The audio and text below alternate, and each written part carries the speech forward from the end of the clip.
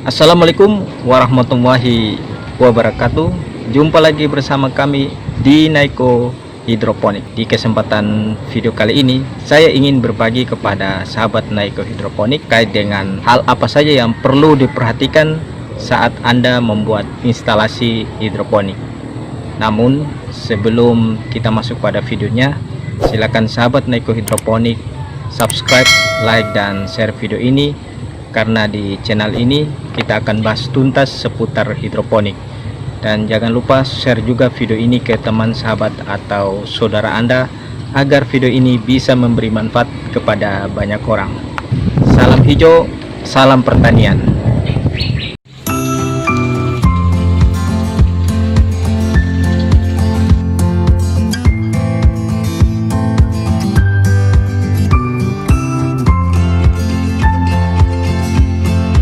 Oke sahabat Naiko Hidroponik, hal apa saja yang perlu diperhatikan saat kita membuat instalasi hidroponik kita? Hal yang pertama adalah dudukan instalasi. Nah, dudukan instalasi Anda bisa membuatnya dengan menggunakan kayu atau baja ringan. Nah, kami menyarankan Anda menggunakan dudukan yang kuat sehingga dudukan itu bisa bertahan dalam waktu yang cukup lama. Untuk membuat sebuah dudukan instalasi hidroponik, Anda perlu memperhatikan kemiringan daripada dudukan hidroponik Anda. Untuk ukuran atau pipa sepanjang 4 meter, Anda bisa menggunakan kemiringan kurang lebih 5 cm. Sementara untuk ukuran atau pipa sepanjang 4 sampai 16 meter, Anda bisa menggunakan kemiringan kurang lebih 5 sampai dengan 10 cm. Kami menyarankan untuk Anda menggunakan dudukan kurang lebih sekitar 10 cm, karena semakin panjang daripada pipa yang Anda gunakan, maka butuh kemiringan untuk proses mengalirnya air itu bisa lebih cepat. Sehingga gunakanlah ukuran sekitar kemiringan sekitar 10 cm untuk dudukan atau pipa yang cukup panjang. Kemudian yang kedua, lebar dan tinggi instalasi hidroponik Anda. Ini sangat penting untuk pada saat Anda membuat instalasi hidroponik Anda harus memperhatikan berapa lebar atau berapa luas. Lebar ini terkait dengan berapa jangkauan Anda untuk mengambil atau menaruh bibit pada saat proses kita memindahkan dari tempat semai kita ke guli kita. Jadi jarak lebar daripada instalasi ini sangat penting. Kemudian tinggi. Jika sahabat Naiko Hidroponik menggunakan sistem NFT dan DFT, sebaiknya menggunakan lebar instalasi kurang lebih 125 cm. Artinya ketika kita membuat ukuran lebar seluas itu, jangkauan kita untuk mengambil tanaman yang berada di bagian pojok sebelah sana, Anda bisa dengan mudah untuk meletakkan atau memanen hasil panen Anda jika pada saat kita memanen hasil panen kita. Nah, untuk ketinggian daripada instalasi, gunakan ketinggian kurang lebih 1 meter agar Anda juga tidak mengalami kesulitan pada saat Anda menaruh atau merawat tanaman hidroponik Anda. Jadi ketinggian yang kami maksud adalah ketinggian dari tanah, agar di situ Anda tidak terlalu kesulitan pada saat Anda menanam atau memindahkan tanaman dari pembibitan ke guli instalasi hidroponik Anda. Nah, untuk ketinggian Anda bisa mengukur setinggi pinggul orang dewasa, atau Anda juga bisa menggunakan ukuran setinggi perut orang dewasa. Jadi ini menjadi tolak ukur. Anda bisa menggunakan ukuran 1 meter atau Anda juga bisa menggunakan 125 cm. Jadi tergantung Anda. Intinya adalah ketika Anda membuat instalasi hidroponik Anda, seberapa tinggi ukuran adalah Anda harus melihat atau memperhatikan kenyamanan saat Anda melakukan aktivitas proses menanam atau menyemai bibit ke guli Anda. Kemudian hal yang perlu diperhatikan yang ketiga adalah jarak tanam. Saat Anda ingin melubangi pipa hidroponik Anda, perlu Anda lakukan pengukuran dengan menggunakan spidol. Jadi sebelum Anda lubangi, sebaiknya ditandai dengan spidol, kemudian baru dilubangi dengan menggunakan bor yang Anda bisa pakai.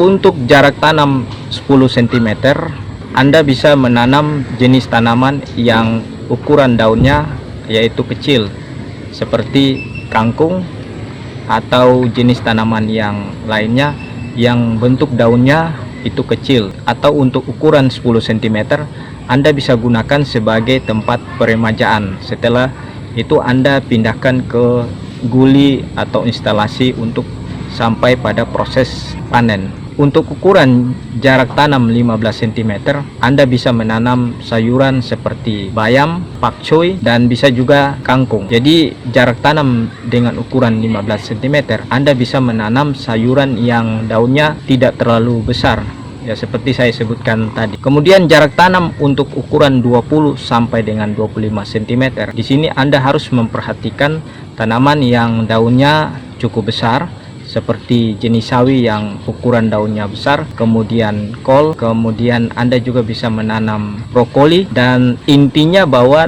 tanaman yang Anda tanam adalah tanaman dengan ukuran daun yang cukup lebar, sehingga pertumbuhan dan perkembangbiakan tanaman itu bisa maksimal, karena dengan jarak tanam yang cukup jauh tidak menghambat pertumbuhan daun dari sayuran tersebut. Kemudian hal yang perlu diperhatikan yang keempat adalah akses jalan masuk ke kebun. Akses jalan masuk ini perlu diperhatikan saat Anda membuat instalasi kebun Anda.